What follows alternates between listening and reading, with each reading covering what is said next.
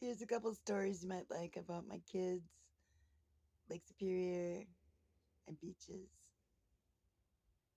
We had a toy called a toy-pedo. And this thing, it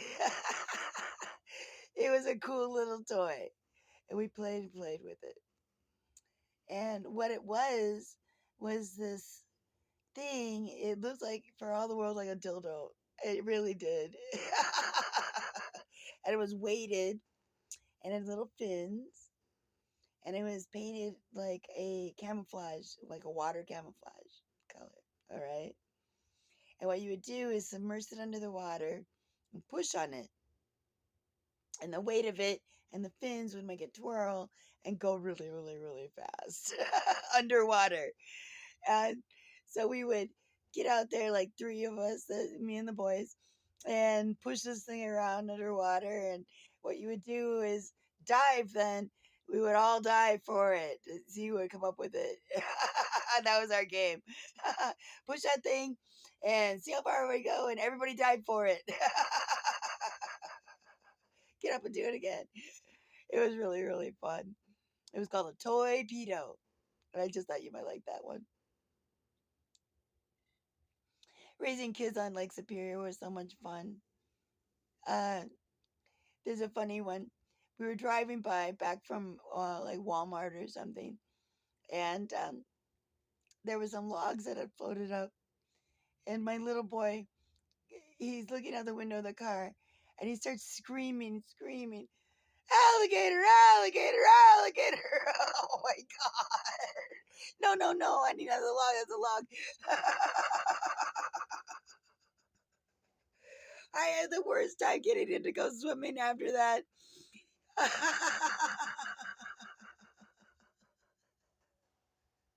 That little shit, he was scared. He would not go in the water for nothing. But he grew out of that and he learned how to swim. And they loved playing with those logs, man. The logs that would float up. And what it was the town that we lived in had been a booming log town. And the uh, dock that the loggers used was deep enough to put the logs on ships, okay? But something happened, like a fire or something, that destroyed the dock. And so all the logs fell into the lake. And so they're just laying on the bottom right there.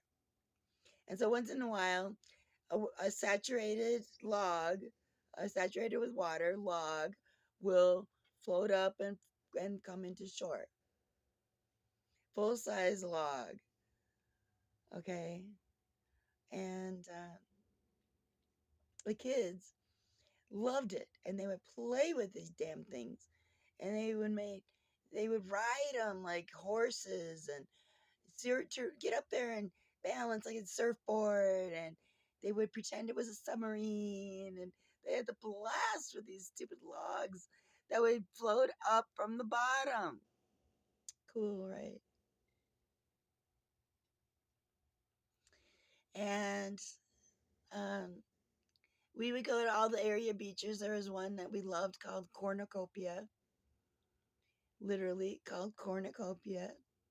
And that town was so small, I think it only had 500 people. Tiny, tiny, tiny town.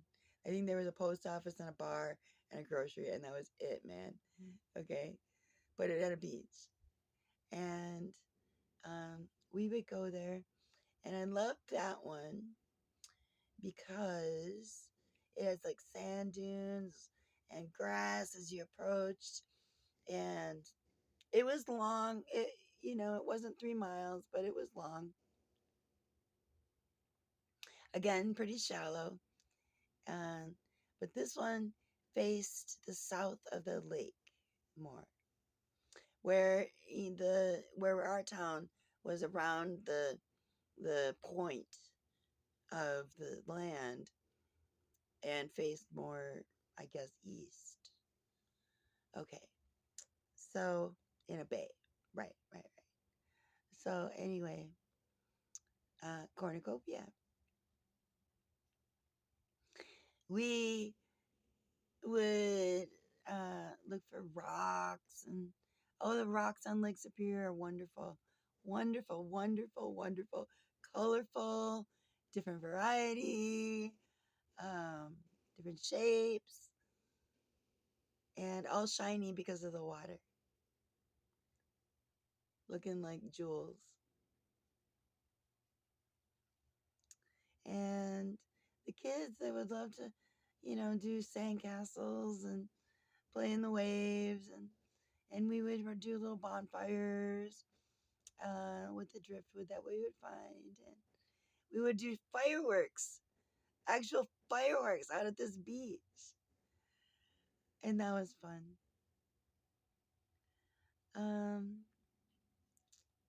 my husband and I got caught. This is sort of sexy.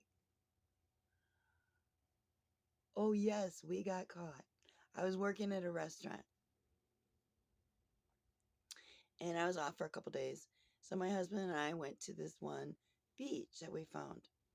And it was remote and empty, we thought.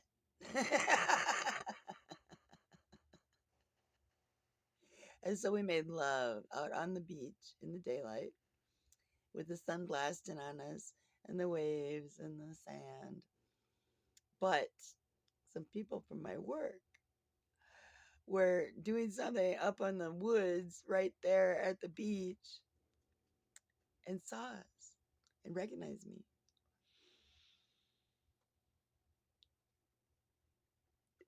So when I went to work the next day, it was a restaurant. I was waitress. All the cooks piled up in the cook window. When they saw me come on shift, and they all started singing, "You make me feel, you make me feel, you make me feel like a natural woman."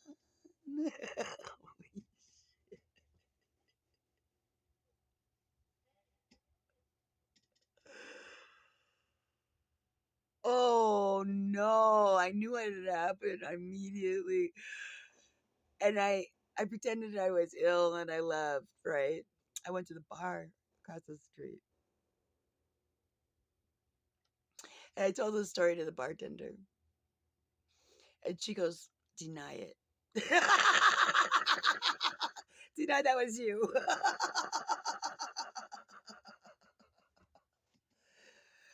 Tell him anything but deny that was you.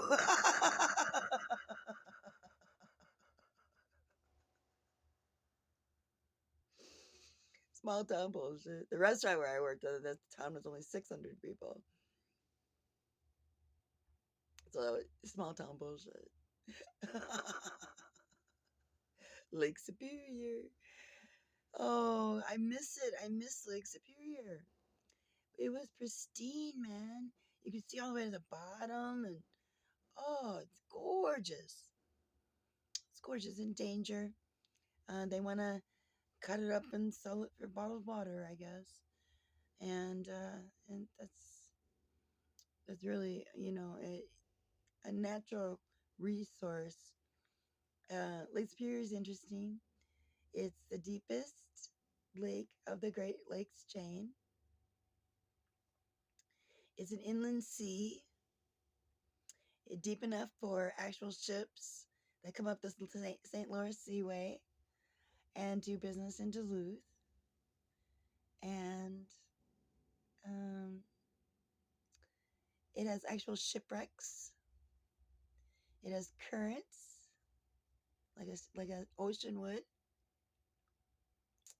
And they believe that what uh, actually happened with the uh, Edmund Fitzgerald was a rogue wave split the ship in half and they think that because of the way it landed on the bottom and stuff, and the way it sheared. A rogue wave on a lake. Maybe my sea monster story isn't so far fetched.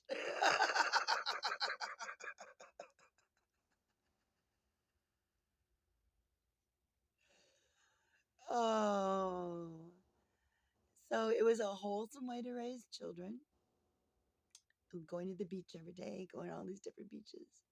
Oh, I found out that each and every area beach that I went to along the shores of Lake Superior had different sand. Isn't that cool? And I mean, the beaches were not that far spaced apart, you know, and um, but I made it all the way around the tip to the North Shore as well. So from where I was at, and I was collecting sand in a beaches of the world sort of collection. But I found out that every single beach I went to had different texture, consistency, color, shape, weight, sand. It was the coolest thing I ever saw. I have no idea why. It's the same lake, it's the same landscape region, uh, Wisconsin, Minnesota, Lake Superior. No idea. But it's cool. Anyway, I look forward to going to Russia and seeing the lakes and rivers and forests and mountains and farmland, and I just want to see it. Uh,